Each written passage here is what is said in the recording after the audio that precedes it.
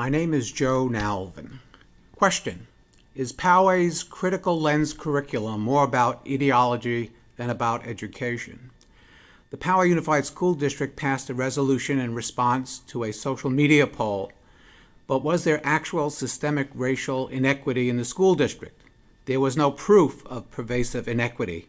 I expect that specific incidents were dealt with. So we must ask whether there was and is overreach about trying to fix perceived discrimination through the classroom. Likely, the Board of Trustees and the Ethnic Studies curriculum share a perception that American society is permeated by racism. That's why the critical lens in the Poway curriculum has an unbalanced and incomplete understanding of American society.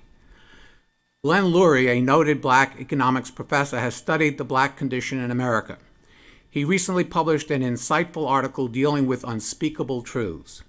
All of us, including Professor Lurie, has observed disparities in American society, but the causes for them are multiple.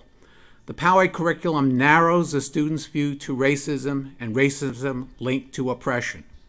Professor Lurie would say that the repeated explanation of racism, quote, is laughable, as if disparities have nothing to do with behavior, with cultural patterns, with what peer groups value, with how people spend their time, with what they identify as being critical to their own respect. So let's work with Professor Lurie on the educational gap. Let's avoid a narrow understanding of what caused it. Oppression today is not the keystone causing today's disparities. That was true in the past, but we've seen major reforms. As described in the Journal of Free Black Thought, Roland Fryer helped guide the Houston school system into such reforms. The model Poway emphasizes past oppression and the spirit students.